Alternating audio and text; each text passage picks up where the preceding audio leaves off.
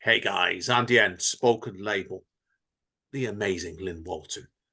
Straight over to Lynn. We've just been working this one out because she's going to do three pieces for us, one from each of these little collections. Over to you, my friend. Thanks, Andy. So this is, yes, one of my more serious pieces.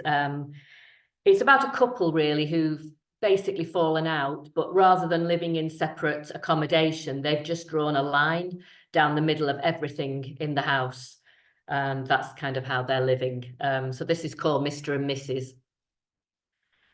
Mr. and Mrs. share a roof and four exhausted walls that have heard it all before, can't take any more. So Mr. and Mrs. partition the house. Demarcation lines define their territories, bisecting every room, table, drawer, section of laminate floor. A fence of frost creeps down the freezer, keeps her vegan from his carrion to avoid friction in the kitchen. Battlements of condiments separate the table. Sofas make a Mexican wall. They install themselves on either side, sit back to back like bookends, unified in their divide. She evacuates subversive flakes of dust that she is sure must have been pushed across in a night vision mission. Any amphibious bathroom hairs that dare to take shore leave are retrieved without reprieve, tortured and returned in toilet paper. No toenail escapes her. The only time Mr. and Mrs. combine is in the confines of the washing machine. They put their clothes on a stain plus wash, watch it mingle in a heated tangle until it blurs into a dizzy whirl. Swirling wet knickers having soapy designs on his Calvin Kleins, teasing then spinning away in steamy disarray, being hurled back together in frantic embraces, emerging with traces of jasmine and ylang-ylang. Fibres clinging with frantic fingers, zips puckering up, buttons muttering moist words. The cycle ends. Everything pretends nothing happened. Exhausted and damp, it lies still, until, in embarrassed silence, Mr. and Mrs. prise them apart, peg each garment on their own half of the line.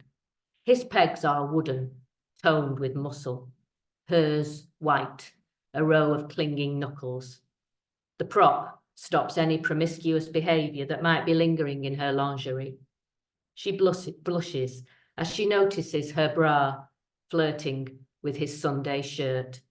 Its draped sleeve tenderly touches the cups. Brilliant stuff. It made me think of I know a true story, actually, something that goes in a similar direction to that, where I used to work over at social services over Trafford Council some years ago. Yeah. And they used to have to go and get home helping for an elderly couple that had been married for 70 odd years. And theirs was, the fact was, they weren't even speaking to each other by that stage. And then mine got worse because they ended up getting divorced after 75 years of marriage, would you believe? Oh. And I always remember the social worker telling me at the time, saying, just think to yourself, Andrew, if you've got to stage in life now and are likely not going to live both not much longer, there must be real hatred there. Yes. Yeah. And your piece is very subtly said that in a similar way, because there's pure hatred there is. Yes. Yeah, and it is sad. You just think that the couple you're talking about, they just must want to have a little bit of life, end of life, being a bit more content, you know, and you know, you sort of think, yeah, I don't know, yeah. Yeah, there's a lot unsaid. There's a lot unsaid of that piece, and I think it works really well because there's a lot unsaid, and I'm very, very scared. Yes, yeah. Oh, good, yeah. Was it a true story, that, was it, or was it? No, not at all. I very, very rarely write. I certainly never write about me, but I very rarely. There might be a grain of truth in some of it, but not. You know, it might be a little seed of truth, I should say, and then I'll take it off somewhere else. But no, makes sense.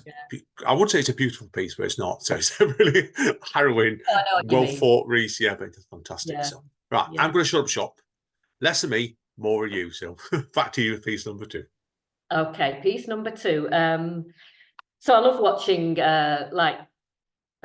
history programs and things like that. So I got this idea that it must be quite boring if you're a skeleton, kind of, you've been lying in the earth for a long time. You must be getting a bit fed up of things by now. So this poem is supposed to be written from the point of view of a medieval female skeleton who's very excited about an upcoming archaeological dig. So this is called Still Life.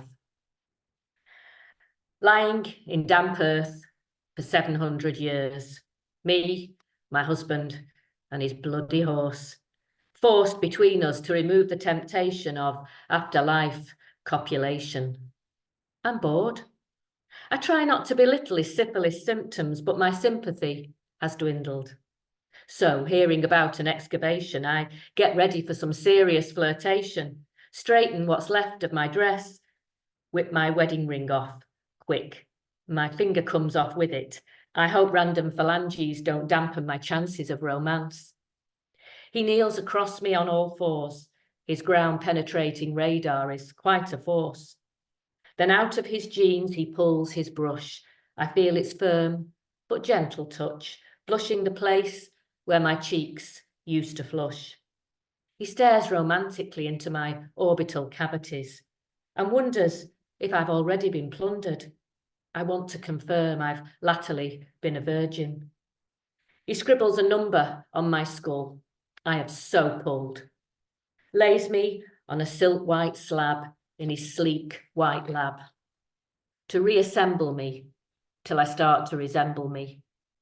Places his hand on my intimate spaces, my non-existent pulse races. I'm intoxicated at being freshly excavated.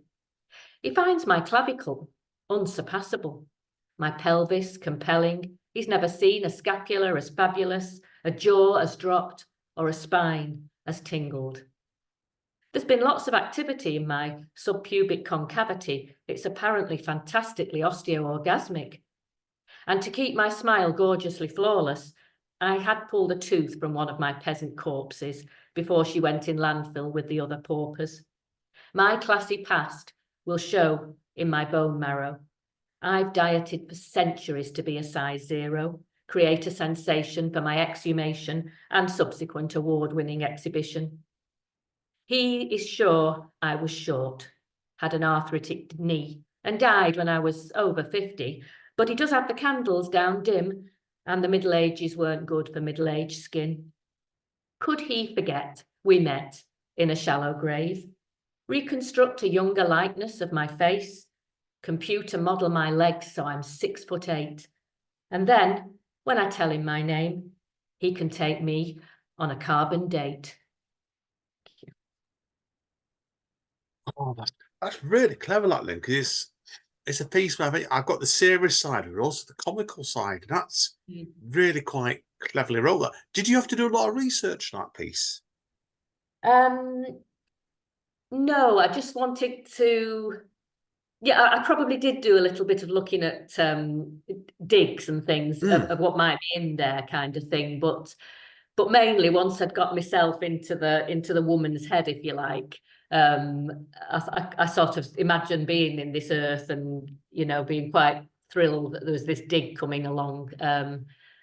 I might have had a bit of Neil Oliver in my head, you know, because I always quite like watching his archaeology programme. So he might have been the male figure involved, but there's not a lot that I felt I had to be overly historically correct, you know, because I do some pieces where I think if I'm not right, you just think somebody somewhere is going to pull me up and say, actually, you're wrong on this. So where I need to be really right, I do a lot of research, but yeah, I think you do. I think it's when you get into becoming a skilled enough writer, is you can, and I said not the right word for it, but you can wing it to a degree, can't you? Like it's, you know what, like you said before, like you're saying that you know what you can get, what you won't get pulled on if you're careful enough with it. So, because people will give you, like, obviously, like I said, they will give you a bit of leeway, but providing it feels like the characters there, and it's absolutely fantastic. Absolutely. So. I think there's a place for getting your homework done, and and then going off being creative with it. Yeah, definitely. So, right. Anyway, the big finale. Back to you for whenever you're ready for the big finale. Over to you then. Thank you. So yes, we're on the naughty step now with this one. When I wrote this, which was 2016, I think, I had a look through the IKEA catalogue. And so all the unknown words or unusual words in this are actual IKEA products, or they were, like I say, in 2016 when I wrote this. So it's just a little story woven around IKEA products. The rest is all in your head. Jack and Sophia thought it would be a great idea to slip into IKEA when the store was clear. They wanted a bit of fruga and frickin', sneaking around the display rooms after dark. He started the night with a pint of best bitter gurkha. She had a slugger of vodka. There was a clud and a clunker as they tore off their clothes, and a gasper when he caught sight of her arsted. It made her feel tingun all over. The Bastis tore her brada from her chest. Her boosa was exposed, which he obviously liked to caress her. He was all in a rush to be bedding her, couldn't even make time for 4 bluffad. He had lustific in his eyes, mat lust in his voice, and ran big intentions to be handler. He had too much tostero. His rod was on the riso. He was over-enthused with the plight of his prickig, I suppose because he'd been on the pissler, and once he got the knack, he just wanted to frat. He eventually managed to doxter with his mighty clockis. I could hear gentle smacklig. She seemed to enjoy that. Then, out of the blue, came a begerster of foul insults. He called her a slugger and a baggis, and then said, "You're a fatter and a hagger, and nothing short of a tramper. And I don't think your underwork is clean, you slattern. No wonder you've got a dose of the fungera." She couldn't believe it. She got the blomsterics, kicked him in the gonats, and called him a tossig and a frickin' Burkitt. By this time, his Drickflader was failing, his dimper was whimpering, his nopper was totally knackered. If that wasn't enough, several Fort Slutters who'd been loitering outside began flaunting and fort-justing themselves, hoping to get in on the act. But he'd had a fridful. He'd got nothing left. His nubbig wasn't really that big.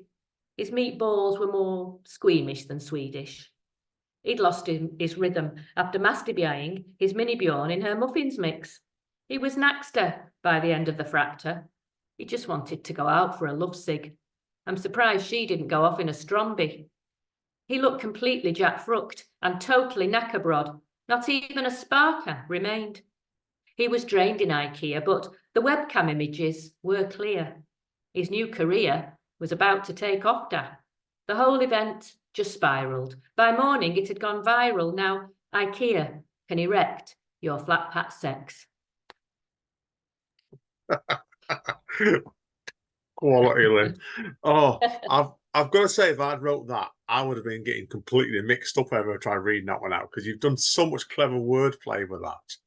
Did you find when you wrote that originally, looking back at it, thinking, heck, I'm going to get mixed up reading parts of these out? I think, yeah, I probably did. I've performed it quite a few times, because it's quite an oldish one.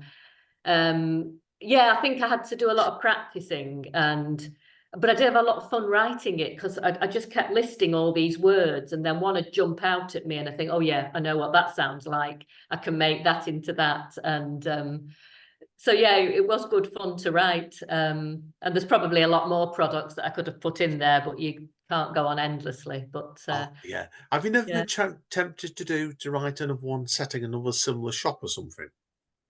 I haven't actually. The only similar thing I've done is I've got one that's made up of place names. And I've heard other people do this, but they just sound like things. And I've woven some place names in the UK. They're all genuine places, but I've woven them into a little story. So that's the only. I think I've only done those two where I've used actual words and then made a story with them. But, brilliant stuff either way. So, well, thank you again today, Lynn. I've really enjoyed this today. It's been an absolute pleasure. Really has. So I've loved it, Andy. Honestly, I've had a really nice time. Thank you. We'll speak more of Mike in a minute anyway. But anyway, guys and girls, yeah, check Lynn out, and her collections are all superb, and she's superb as well. So always welcome to come back on in again if she wants to as well. So, okay, guys and girls. As Don Callis over at Impact Wrestling says, oh no, is that Impact now? He's AEW. Sorry. Yes, stay safe and stay over, and we will see you all next time.